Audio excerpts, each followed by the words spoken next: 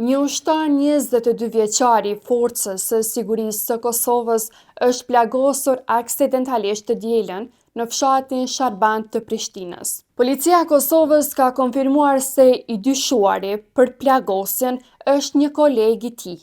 Sipas njoftimit të policisë, incidenti ka ndodhur brenda një veture, ku arma e kolegut të viktimës dyshohet se është shkrepur pa qëllim.